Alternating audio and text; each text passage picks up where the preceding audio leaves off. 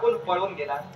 अर्थात आपल्या अपरिमित अशा युद्ध कौशल्याचं कौतुक करत कर्ण पुत्र ऋषकेतू आपल्याला प्रणाम करतोय. आशीर्वाद असावा. नमस्काराला आशीर्वाद शास्त्रालय प्रतिवादी म्हणून उभा राहिला. पण ज्याला नमस्कार केला त्याला आशीर्वाद देणं हा माझा धर्म आहे. आशीर्वाद समाधान वाटलं. आपल्या पराक्रमाचं कौतुक मी केलं किंवा आपल्या पराक्रमाची वार्ता या रणभूमीवर शतकर्णी झाली. ती आमच्या कर्णापर्यंत पोचती झाली. अर्थात ज्याच्या अंगीचे पराक्रम आहे त्याचं कौतुक करणं ही माझी सवय आहे आणि म्हणूनच आपल्या पराक्रमाचं मी कौतुक केलं. सवय तुमची काहीही असू द्या. तुमच्याच कटकातील वीर नुकताच युद्धाला माघार घेऊन गेलाय. अगदी सत्य. तुम्हाला काही नव्यानं सांगायला नको. तुमचा याज्ञिक अश्व आम्ही बंधन केलेलं आहे. अगदी सत्य. राजे इंद्रभानू कर्ण पुत्र ऋषकी तू आपल्या नेत्रासमोर उभा राहिला याच्या मुळाशी कारणच ते ठरलं. काय आर्तवाची विनंती करतोय मी आपल्याला. कारण सामंजस्याचा भाग आणि सामंजस्याचा भाग म्हणून मी आपल्याला सूचित करू इच्छितोय. पांडवांनी धर्म कार्य आरंभलेला आहे. अर्थात या धर्म कार्यात सहभाग दर्शवा. तो आमचा यज्ञाश्व आपण बंदिवान केला. त्याची मुक्तता करा आणि या धर्म कार्यात पांडवांना आपण सहकार्य करा. काय पांडवांनी हा हेमेत चालविलाय तो धर्म कार्यासाठी. अगदी सत्य आहे. पण हा नेमका तुम्ही या का आणि कशासाठी करतात याला कारण आहे. काय कारण? राजे इंद्रभानू विश्वाच्या पाठीवर अश्वमेध यज्ञ आम्ही का करतो हा प्रश्न तुम्ही थेट मला विचारला. अगदी सत्य. प्रश्नाचं उत्तर समर्पकरित्या तुम्हाला मी देतोय. ऐका.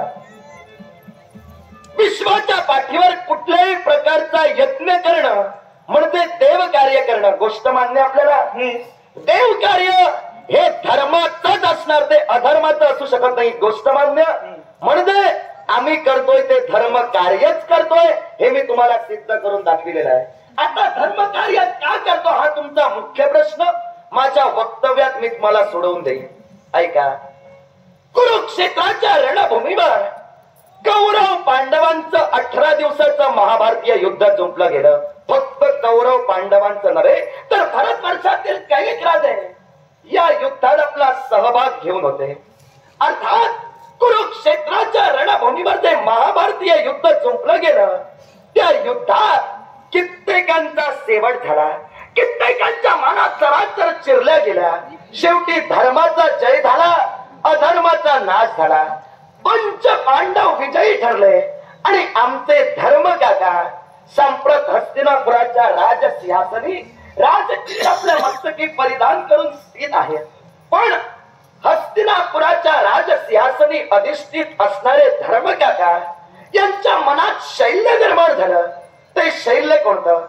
राज्य मी बैसता आपण म्या मारिला गुरु ब्राह्मण म्या मारिला कर्ण दुःशासन दुर्योधन राजा म्या मारिला. ही अगतिकता ज्यावेळी धर्म काकांच्या मनात निर्माण झाली. गोत्र हत्या जी गोत्र हत्या पांडवांकडून घडली त्याच पापाचं क्षालन व्हावं म्हणून वरिष्ठांसमोर प्रश्न उपस्थित केला.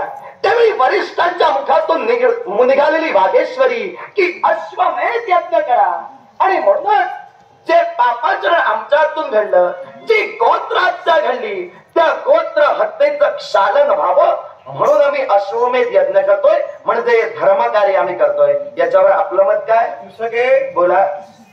गोत्र हत्येच्या क्षालनासाठी तुम्ही यज्ञ चालविला. घडलेला पाप आपल्या हातून त्या पापाचा क्षय व्हावा त्या पापाचं क्षालन व्हावं म्हणून हा तुम्ही हैमेक यज्ञ चालविला. मग मला सांगा हत्या घडली म्हणून तुम्ही हैमेक करतात. मग जो हैमेक चालू आहे त्यात किती जणांचे बळी गेले याला कारण आहे. मग ती हत्या ते पाहतात तुमच्या माती नाही का? एक गोष्ट कायम लक्षात ठेवा. काय? राजे इंद्रभानू अश्वमेध यज्ञाचं तत्वच ते बोलताय. अश्वमेध यज्ञ हा सार्वभौमत्व सिद्ध झालेल्या राजानच करावयाचा अश्वमेध यज्ञ आहे. यापूर्वी त्रेतायुगात प्रभू रामचंद्रांनी अश्वमेध यज्ञ केला होता. त्यांनी जी प्रक्रिया आरंभली तीच यापुढे या 17व्या द्वापारात आम्ही आरंभतोय. अर्थात अश्वमेध यज्ञाचं जे तत्व आहे ते आम्ही मोडणार नाही. अश्वमेध यज्ञाला घालून दिलेले नियम, या नियमापासून आम्ही वंचित होणार नाही. अर्थात त्या नियमानुसार आम्ही अश्व गतिमान केला.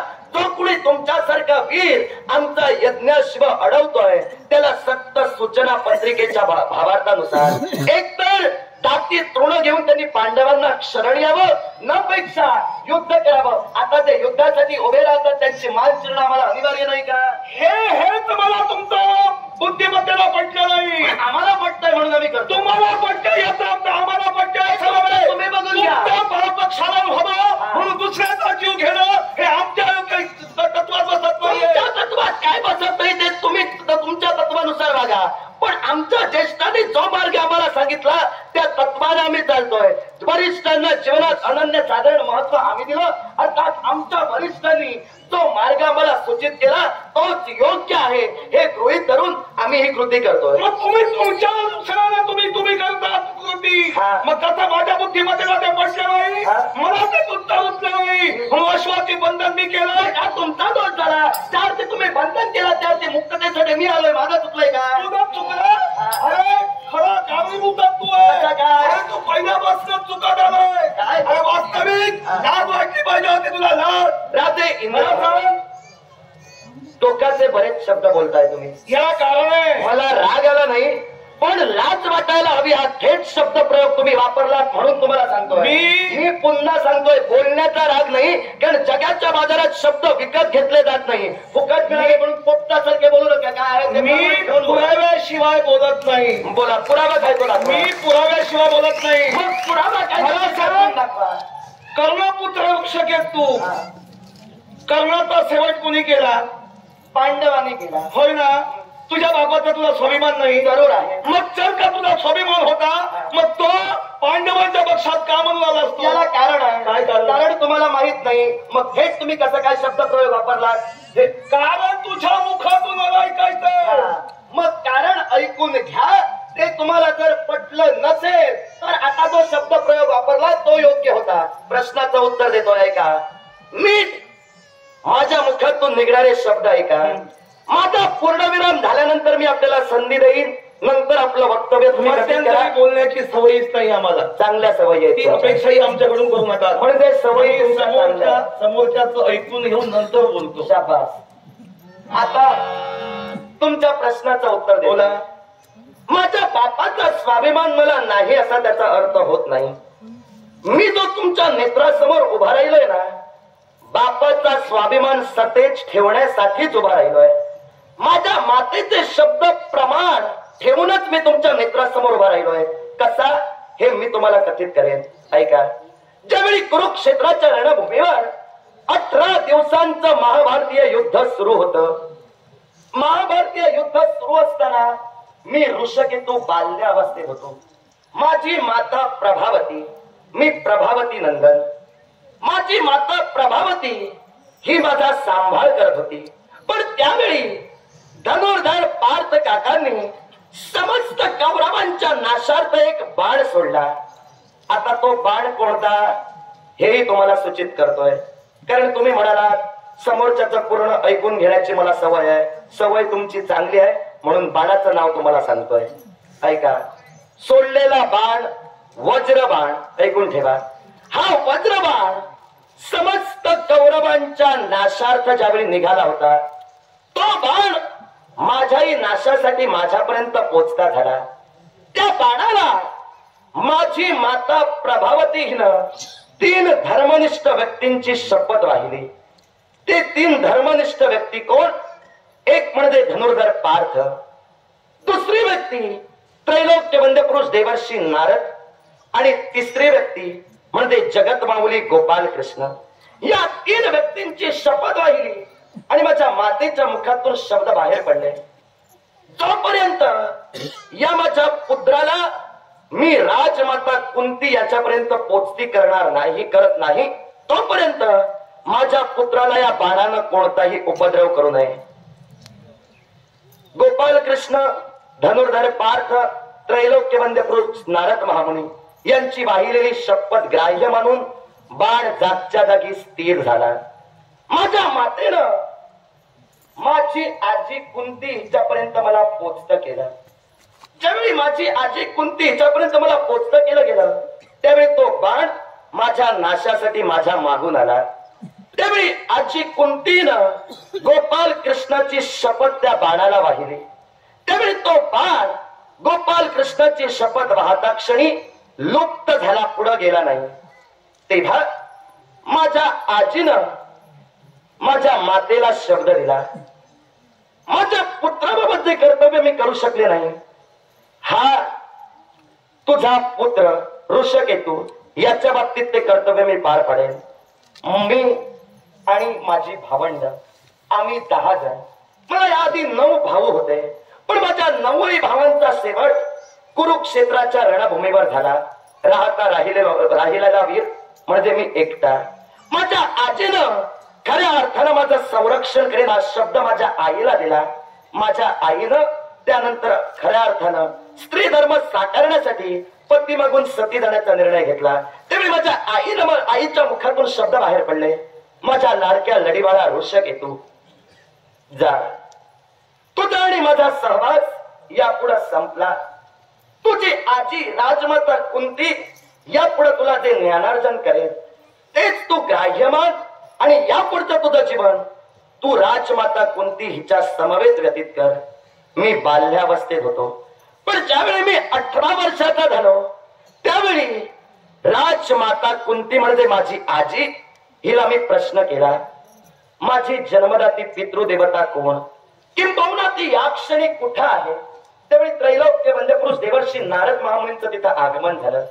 नारद महामुनींनी प्रत्यक्षात माझ्या पितृदेवतेचा शेवट कोणी केला ही वार्ता मला कथित केली आणि घडलेली काळाची स्थित्यंतर ग्राह्य मानता माझी आजी कुंती हिनं मागचे जे वर्ष माझा सांभाळ केला त्याचं फलित तिला प्राप्त करून देण्यासाठी नव्हे तर माझ्या मातेचे शब्द प्रमाण मानण्यासाठी मी पांडव कटकात राहिलो. त्या पलीकडे जाऊन पांडव कटकात मी राहीन हे शब्द माझ्या मुखात ज्यावेळी स्वार झाले त्यावेळी देवर्षी नारद महामुनींनी खऱ्या अर्थानं मला आशीर्वचन दिलं की हे बाळ ऋषकेतू तू यापुढे अक्षय विजयी ठरशील. शिवाय माता द्रौपदी हिनं सुद्धा खऱ्या अर्थानं आपल्या वेणीतील धनुष्य, जो धनुष्य माता द्रौपदी हिची पितृदेवता आपल्याला ज्ञात असेलच, माता द्रौपदी यांच्या पितृदेवतेने तिला बहाल केला होता. तो धनुष्य तिने मला पुत्र मानून माझ्या स्वाधीन केला आणि म्हणूनच पित्याचा स्वाभिमान माझ्याकडून कुठेतरी राखला जावा. माझी पितृदेवता आपतांबाबत जे करू शकले नाही ते माझ्याकडून कुठेतरी घडावं, म्हणूनच पांडव कटकात मी सहभागी झालो आणि पांडव कटकाचा अभ्युदय साध्य केलं. मी तुमच्या नेत्रासमोर उभा राहिलो. इथं माझी कुठं तुम्हाला भ्याड प्रवृत्ती दिसली? पित्याच्या स्वाभिमानासाठी सर्वस्व केलं. मग आम्ही आमच्या स्वाभिमानासाठी तुमचं अश्वबंधन केलं, यात आमचं काही चुकलं? तुम्ही तुमचा स्वाभिमान जरूर राखावा. मी तुम्हाला दूषण देत नाही, किंबहुना तुम्हाला दोषही देत नाही. विश्वाच्या पाठीवर जो जातिवंत वीर आहे तो जातिवंत वीर यज्ञाश्वातला बंधन करणं ही साहजिक गोष्ट आहे. पण सामंजस्याचा भाग म्हणून मी विनंती केली आपल्याला पांडवांच्या धर्मकार्यात आपण सहभागी व्हावं. पण जर आपला नकार असेल तर तुम्ही तुमचं पाऊल काय ते उचलू शकता. तुम्ही तुमच्या मतानं धर्मकार्य म्हणाल म्हणून मी मानू शकत नाही.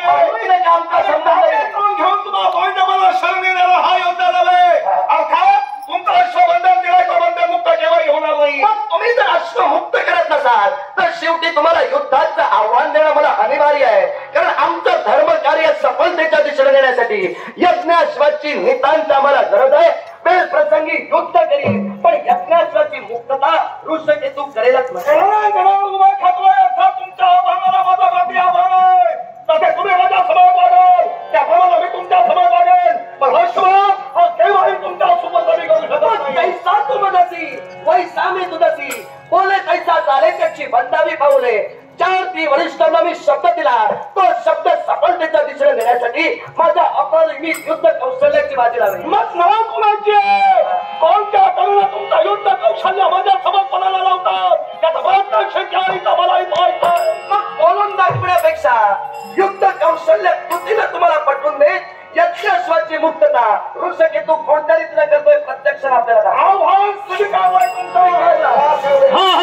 अवगुण फुले अंतरी दिसती, अवगुण अपुले अंतरी दिसती, करी चिंता त्याची, करी चिंता त्याची, करू नको निंदा कोणाची, करू नको निंदा कोणाची. अवगुण अपुले अंतरी दिसती, करी चिंता त्याची, करू नको निंदा कोणाची. करू नको निंदा कोणाची.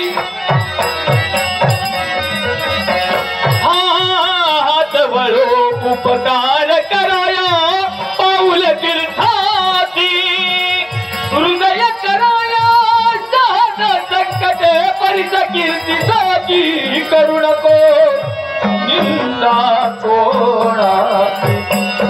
करू नको निंदा.